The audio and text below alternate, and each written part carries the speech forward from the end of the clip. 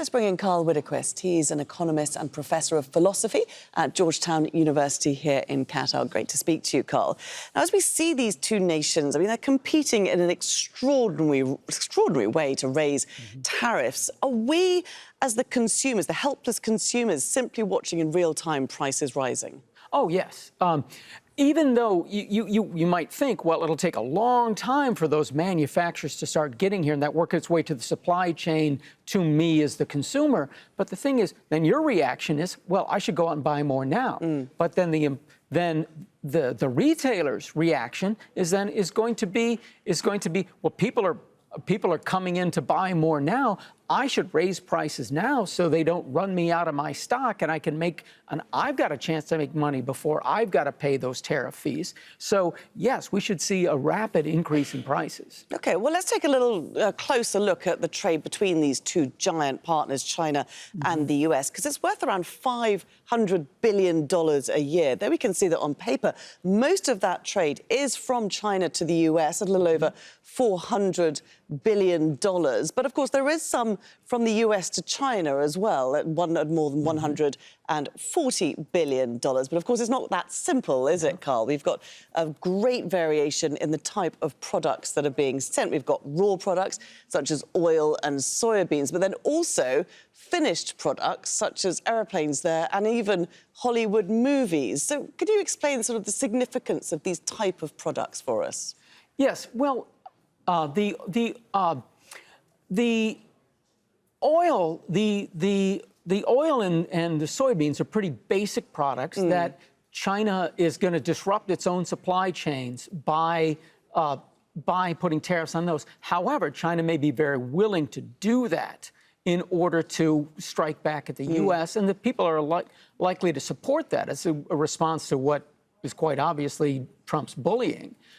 Now, then at the opposite end, the entertainment, that is something China can live without. They might love American movies and music, but it doesn't disrupt the supply chain. They can live without ever seeing another Hollywood movie. They can completely embargo those at very little cost to themselves. Now, in between there, you have America's one big manufacturing export to China, airplane and airplane parts. One of the few manufacturing industries where the United States is still a world export leader. And that will hurt China. That will disrupt their supply chains. But again, they're willing to do it. And they're willing to endure that short-run cost.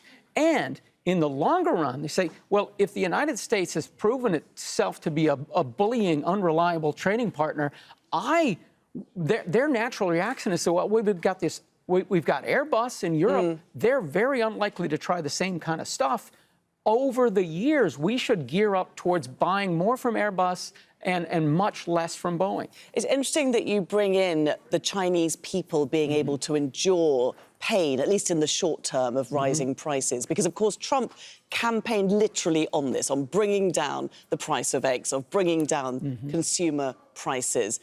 How much is the American public willing to endure in his tariff war? I would say very little. I would say the odds that countries like China, Mexico, and Canada are very likely to outlast the United States in this kind of a trade war. If he wants a trade war with Lesotho, he can probably bully Lesotho all he wants. But